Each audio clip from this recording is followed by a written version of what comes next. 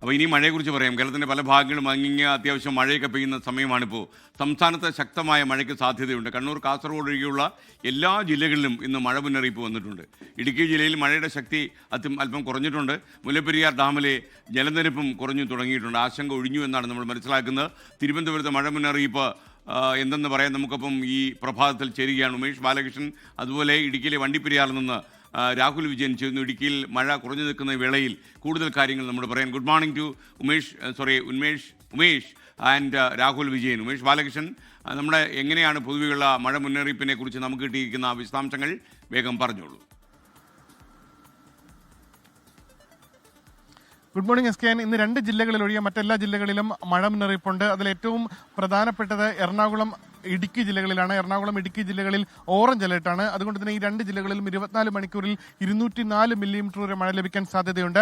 മറ്റെല്ലാ ജില്ലകളിലും, അതായത് മറ്റ് 10 ജില്ലകളിൽ യെല്ലോ അലേർട്ടാണ്. യെല്ലോ അലേർട്ട് പ്രഖ്യാപിച്ച ജില്ലകളിൽ ഒറ്റപ്പെട്ട ശക്തമായ മഴയ്ക്കാണ് സാധ്യതയുള്ളത്. ഈ ജില്ലകളിൽ 115 മില്ലിമീറ്റർ വരെ മഴ 24 മണിക്കൂറിൽ ലഭിക്കാൻ സാധ്യതയുണ്ട്. എന്തായാലും മഴ സാധാരണഗതിയിൽ തുലാവർഷം ഉച്ചയ്ക്ക് ശേഷമാണ്. അതുകൊണ്ട് തന്നെ ഇന്ന് രാവിലെ തെക്കൻ ജില്ലകളിലെല്ലാം ഒരു തെളിഞ്ഞ കാലാവസ്ഥയുണ്ട്. പക്ഷേ ഉച്ചയ്ക്ക് ശേഷം സാഹചര്യങ്ങൾ മാറാൻ സാധ്യതയുണ്ട്. ശക്തമായ കാറ്റിനും കടൽ പ്രക്ഷുബ്ധമാകാനും സാധ്യതയുണ്ട്. കേരള, ലക്ഷദ്വീപ് തീരങ്ങളിൽ മത്സ്യബന്ധനത്തിന് വിലക്ക് ഏർപ്പെടുത്തിയിട്ടുണ്ട്. അത് ഇന്നും തുടരും. അതേസമയം മഴയ്ക്ക് അനുകൂലമായ സാഹചര്യങ്ങൾ ഇപ്പോഴും കടലുകളിൽ തുടരുന്നുണ്ട്. പ്രത്യേകിച്ച് അറബിക്കടലിൽ ശക്തമായ ന്യൂനമർദ്ദം തുടരുന്നുണ്ട്. ബംഗാൾ ഉൾക്കടലിൽ നാളെ ഒരു ന്യൂനമർദ്ദം രൂപപ്പെടാൻ സാധ്യതയുണ്ട്. കേരളത്തിന് തെക്കൻ ജില്ലകൾക്ക് മുകളിലായി ഒരു ചക്രവാത ചുഴി നിലനിൽക്കുന്നുണ്ട്. ഈ സാഹചര്യങ്ങളെല്ലാം കൊണ്ട് ഉച്ചയ്ക്ക് ശേഷവും ഇടിമിന്നലോടുകൂടിയ മഴ പ്രതീക്ഷിക്കാവുന്നതാണ്. S K.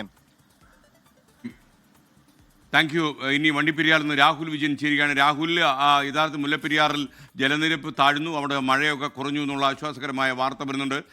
എപ്പോൾ മുല്ലപ്പെരിയാർ ജലനിരപ്പ് ഉയരുന്നു എന്ന് കേട്ടാലും അതിൻ്റെ അടുത്ത സ്ഥലത്തൊക്കെ താമസിക്കുന്ന ആളുകൾക്കും പെരിയാറിൻ്റെ കരകളിൽ താമസിക്കുന്ന ആളുകൾക്കും ഒക്കെ തന്നെ വലിയ ബുദ്ധിമുട്ടും ഒരു ചെറിയ ആശങ്കയും പരക്കാറുണ്ട്. ഇത്തവണ അതുണ്ടായി. എന്നാൽ ഇപ്പോൾ ഒരു ആശ്വാസത്തിൻ്റെ വാക്കുകളാണ് ഇടുക്കിയിൽ നിന്ന് വരുന്നത്. പറയൂ. S K, good morning. നേരിയൊരു ആശ്വാസമുണ്ട് എന്നുള്ളതാണ് ഏറ്റവും പ്രധാനപ്പെട്ട കാര്യം. കാരണം കഴിഞ്ഞ ദിവസങ്ങളിലൊക്കെ പെയ്ത അതിതീവ്ര മഴയ്ക്ക് ഒരു ശമനമുണ്ട്. ഇന്നലെ രാത്രിയിൽ സാധാരണ നിലയിലുള്ള ആ മഴ മാത്രമാണ് പെയ്തത്. പക്ഷേ കഴിഞ്ഞ 2 ദിവസങ്ങളിൽ അങ്ങനെയായിരുന്നില്ല. അതിതീവ്ര മഴയായിരുന്നു. കുമളിയിലൊക്കെ ആ പെയ്ത മഴയുടെ തോത് അതിഭീകരമായിരുന്നു. അതിനെ തുടർന്നാണ് ആ മുല്ലപ്പെരിയാർ അണക്കെട്ടിലെ ജലനിരപ്പ് ക്രമാതീതമായി ഉയരുകയും ചെയ്തത്. ഡാമിലേക്കുള്ള നീരൊഴുക്ക് ഏകദേശം സെക്കൻഡിൽ 17,000 ഘനയടിയൊക്കെ ആയിരുന്നു.